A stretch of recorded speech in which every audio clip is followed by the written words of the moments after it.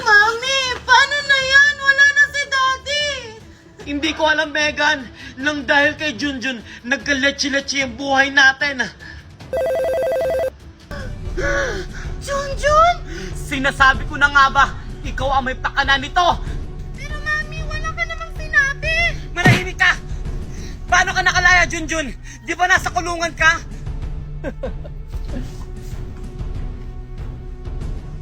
Walang hiya kayong dalawa. Pinagkatiwalaan ko pa naman kayo, mga traidor! Tita Valerie, nagpaplano ka pa lang, nakapagplano na ako. Sir, salamat sa tulong niyo. Walang anuman yan, Junjun. Nandito kami para tulungan ka. Basta nasa tama, tutulungan ka namin. O tara na. Mga walang hiya kayo! Nasaan ang asawa ko? Ilabas niyo si Daddy! Nasaan ako? Valerie? Megan? Junjun? Nasaan kayo? Daddy? Mami! Boses yun ni Daddy! Marco! Asan ka? Junjun! Ilabas mo ang asawa ko! Hindi ko ibibigay si Papa sa'yo dahil masama kang babae! Hindi masamang babae yung mami ko! Sadyang mahal niya si Daddy! Alam mo, Junjun, ikaw yung masama kasi kinidnap mo si Daddy! Manahimik ka, Megan, kasi wala kang alam. Alam mo ba na may kabit ang mami mo? Mami! Totoo po ba yun? O di ba wala kang alam, Megan? Pero para mas malaman ang lahat, tawagin niyo si Papa. Sige, Junjun. Hindi totoo yan, anak. Napakawalang hiya mo talaga, Junjun. Sino kayo? Anong kailangan niyo sa akin? Huwag kang mag-alala, Boss Marco. Di ka namin sasaktan. Basta sumunod ka lang sa amin. Anong gagawin niyo sa akin? Saan niyo ako dadalhin? Basta sumunod ka lang sa amin.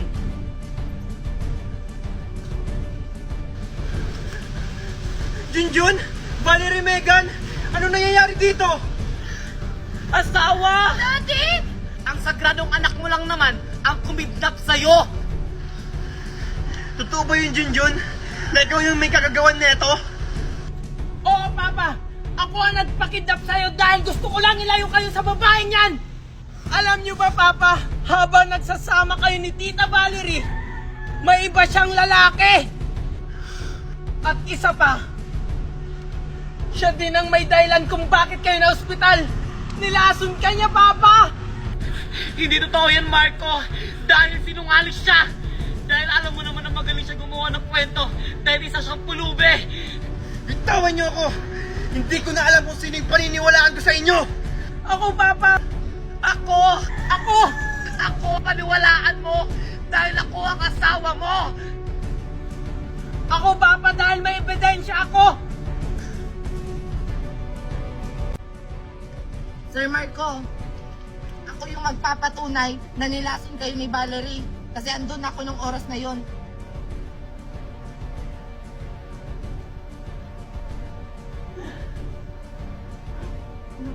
Nasaan ba yan? Ano kayong gagawin ng Valerie? Sir Marco? Junjun! Walang iya ka, Valerie. Bakit mo nagawa sa akin yon? Hindi lang yan, Papa, may isa pa. Ito niyo nga ako? Boss Junjun, ito na siya. Arturo! Ano, Valerie? Tita Valerie. Unahan lang yan. Mami, ba't mo to ginawa kay Daddy? Walang iya ka, Valerie. Minahal kita ng totoo. Pinagkatiwalaan. Tapos ganito na ang gagawin mo sa akin. Dahil dyan, mabubulok ka sa kulungan. Hindi! Hindi ako makukulong. Nakikita mo ba ito, Ma? Tandaan mo, nasa akin pa rin lahat ng mga papel ng mga ari-arian mo. Tumakas sila! Habulin niyo sila! Tumakas sila! Habulin niyo sila! Sige, boss. Anak Junjun, maraming salamat sa'yo. Nang dahil sa'yo, nalaman ko lahat ng sikreto ni Valerie. Walang anuman yun, Papa. Ang mahalaga ngayon, mahuli natin ngayon si Tita Valerie. Pero ang tanong, Junjun, mahuhuli kaya natin siya eh? Ang galing-galing pa naman magtago nun. Huwag kang mag-alala, Papa. Naplano ko lahat na ang gagawin. Nakipagtulungan ako sa mga pulis.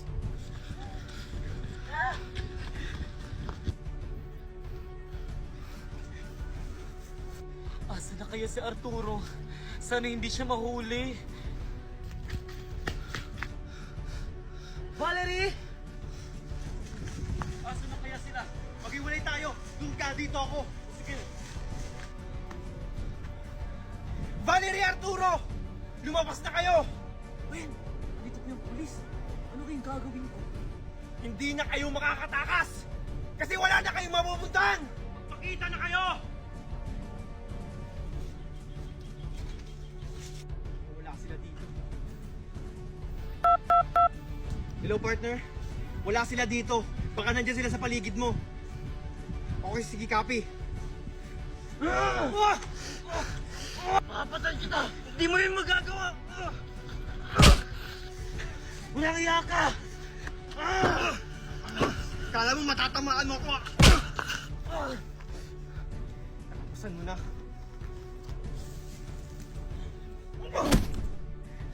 Sabi ko naman sa'yo, hindi mo ako kaya eh.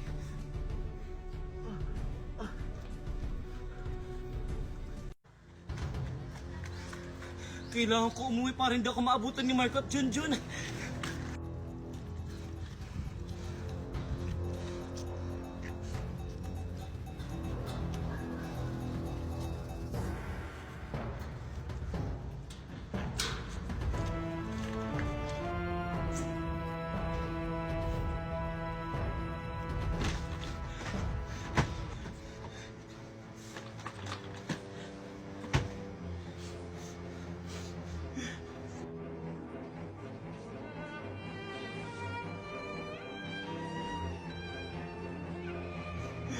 Sorry, anak.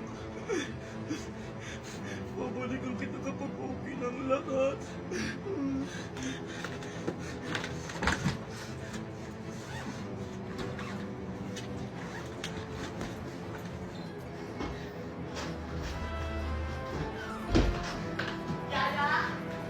Yaya! Ayos po, ma'am. Saan pa pupunta? Basta! Tignan ko ha, hindi, malilunti ka sa akin! Oo po, Ma'am Valerie. Akin na yung cellphone mo! Bakit po, ma'am? Huwag ka na magtanong! Ibigay mo yan sa akin! Bilis! Ito po. Akin na! Para sigurado hindi ka makapagsumbong!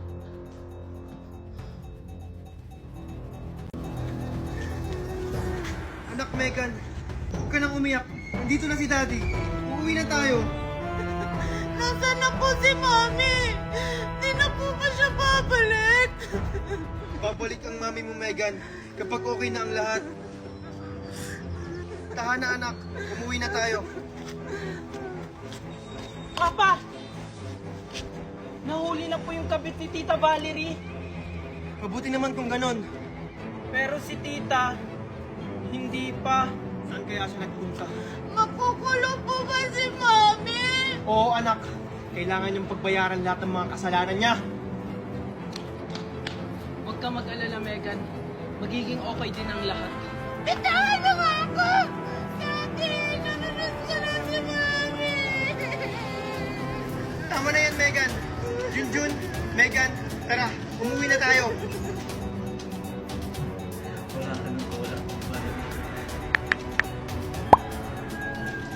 O sige, Papa, umuwi na tayo.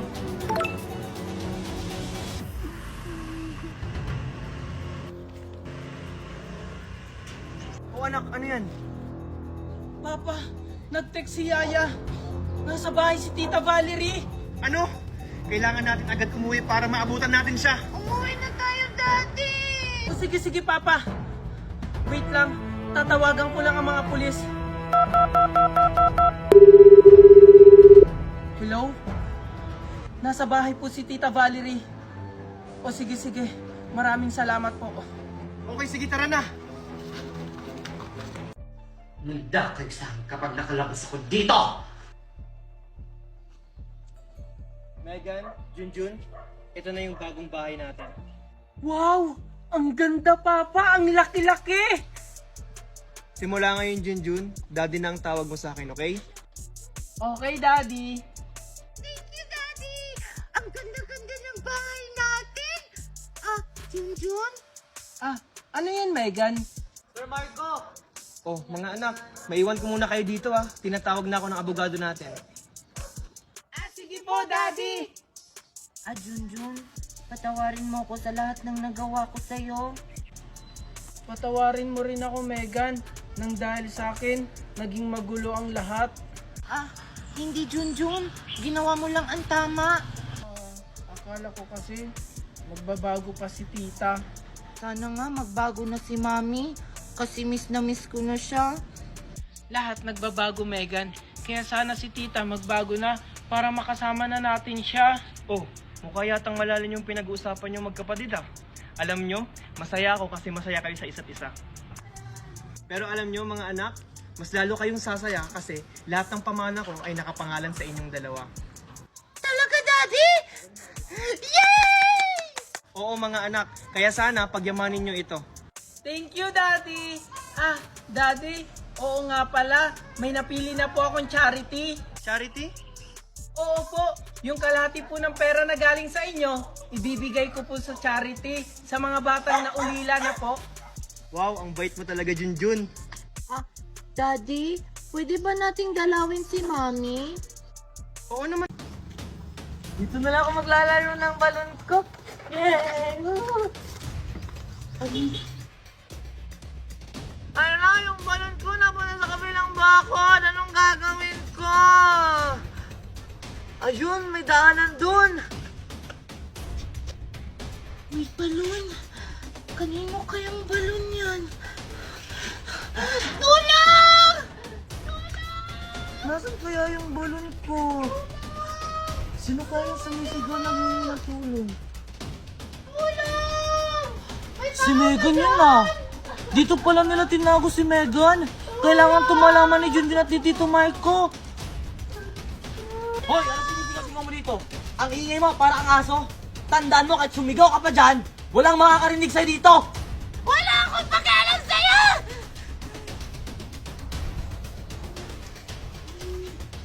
Saan to galing? Hindi ko alam! Hiya ka pala humingi ng tulong ha?